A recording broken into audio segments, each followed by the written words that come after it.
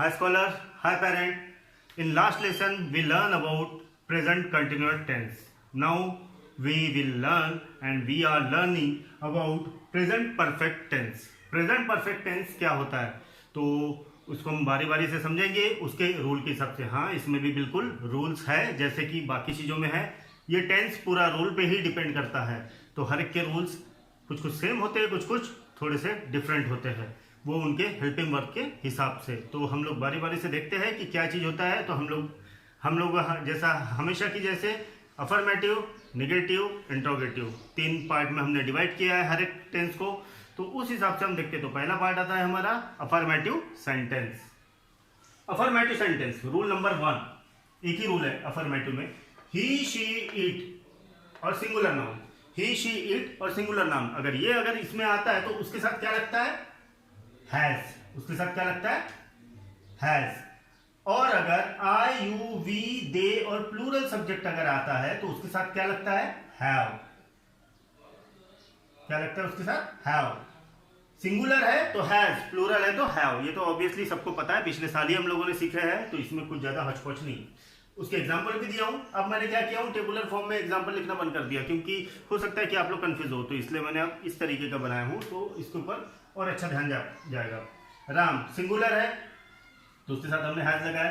V3 form, ठीक है, V3 form यानी थर्ड फॉर्म, ठीक है, V3 third form. To school, I have sent a letter to him. I, अब I के साथ क्या आएगा? हैव आएगा, तो हैव और ये V3 फॉर्म सेंड का, ठीक है। तो इस हिसाब से हमारा अफर्मेटिव सेंटेंस होता है। बड़ा सिंपल है ना, कुछ नहीं, कोई हौच-पौच नहीं। वैसे ही निगेटिव के भी कुछ रूल है, बिल्कुल है रूल। निगेटिव का रूल है, अब यहां मैंने सही किया। निगेटिव का भी एक ही रूल है, हैज और हैव। हैज या तो हैव आता है, उसके बाद नॉट आता है, ठीक है, और उसके बाद एज इट इज वैसी V3 फॉर्म। तो एग्जांपल के थ्रू हम देखेंगे। शी सिंगुलर तो उसके साथ क्या लगा? हैज, है ना, सिंगुलर के साथ हैज लगता है। उसके साथ क्या है? नॉट, तो ये हो गया V3 फॉर्म और बाकी का ऑब्जेक्ट, ठीक है। हमने क्या किया, नेगेटिव में सिर्फ नॉट लगाया, क्या के बाद? हैज या हैव के बाद, और बाकी का formula as it is. Interrogative sentence, interrogative sentence में क्या क्या होते हैं? इसमें 5 रूल होते हैं, थोड़ा सा ध्यान देने की जरूरत है कि किस तरीके से। अब यहां मैंने व्हाट लिखा हूं। If what is an starting has और have come before subject plus V3। What यानी WH80 व्हाट ही नहीं, क्या टाइप का अगर क्वेश्चन आया, क्या टाइप, यानी हमको चाहे व्हाट यूज करो या मत करो, लेकिन अगर हम लोग यूज करें, क्या इसमें तुमने कुछ डाला, क्या तुमने खाना खाया, तो अगर हम लोग सिर्फ व्हाट ही नहीं यूज करें, व्हाट के अलावा भी अगर कुछ यूज कर रहे हैं, उस तरीके के अगर क्वेश्चन आते हैं, तब हमें हैज और हैव में से कोई एक सब्जेक्ट के हिसाब से लगाना है, और सब्जेक्ट के पहले वो आएगा। सब्जेक्ट के पहले वो आएगा, पहले WH टाइप या तो क्या से रिलेटेड जो भी क्वेश्चन वाला वर्ड होगा वो आएगा, उसके बाद हैज और हैव आएगा, और उसके बाद सब्जेक्ट आएगा, और फिर उसके बाद V3। तो कैसा हम लोग एग्जांपल में देखते हैं। अब देखो, हैज ही, अब ये सब्जेक्ट है हमारा, ही के पहले हैज है। सोल्ड हिज काउ, क्या उसने अपनी गाय बेच दी? क्या उसने अपनी गाय बेच दी? तो यहां क्या आया? हैज पहले आया, ठीक है।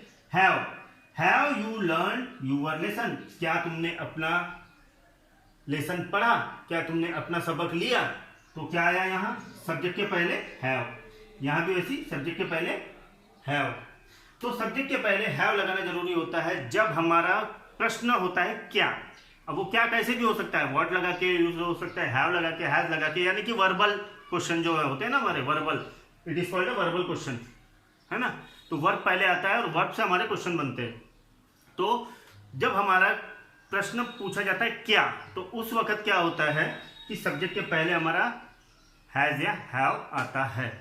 अब इसमें दूसरा रूल क्या बोलता है हमारा, WH टाइप के अगर क्वेश्चन अगर यूज करते हैं, WH टाइप यानी व्हाट, व्हेन, व्हाई, वेयर, तो इस तरीके के जब हम लोग क्वेश्चन यूज करते हैं तो उसके साथ हैज और तो हैव आता है सब्जेक्ट के हिसाब से, सिंगुलर प्लूरल, क्योंकि हमारा फॉर्मूला कहीं भी चेंज नहीं हो रहा है, सिर्फ थोड़ा सा मॉडिफाई हो रहा है हर एक रूल के हिसाब से। तो उसके साथ सब्जेक्ट के हिसाब से हैज और have plus V3। Example, where has where has the boy singular, इसलिए हमने क्या लगा हैज, ठीक है। अब यहाँ मैंने रन लिखा, रैन अवे, तो हमने V3 फॉर्म यूज किया और वहां क्वेश्चन मार्क दे दिया। तो हमारा क्या बना, WH टाइप प्लस हैज और have plus subject plus V3 plus object, यानी WH टाइप वेयर, ठीक है, हैज है तो have, has according to subject singular है तो हैज लग गया द बॉय, उसके बाद में V3 फॉर्म और object. Rule number 3, how much, how many, which plus related noun, और उसके बाद में फिर V3 form. How much, how many, which, अगर इस तरीके का अगर लगता है तो उसके साथ क्या होता है, रिलेटेड, उससे ही संबंधित कोई नाम, कर्ता जिसको बोलते हैं हम, कर्ता आएगा। एग्जाम्पल के थ्रू देखेंगे, हाउ मेनी बॉयज आया, तुरंत रिलेटेड नाउन है, हाउ मेनी बॉयज, कितने लड़के, है ना। तो साथ में अब बॉयज एस है, यहाँ एस लगा हुआ है तो क्या आएगा, plural have, came today, how many boys came today. तो V3 फॉर्म हमने यूज किया और उसके बाद में ऑब्जेक्ट और question mark. Rule number 4, if subject is question word and doing work plus has और have according to subject plus V3। हम लोग एग्जाम्पल के थ्रू समझेंगे कि किस तरीके से होता है। अब देखो, हु हैज, बताया था मैंने आप लोगों को कि जब भी WH टाइप का रखता है तो उसके साथ ही हैज या तो हैव आएगा।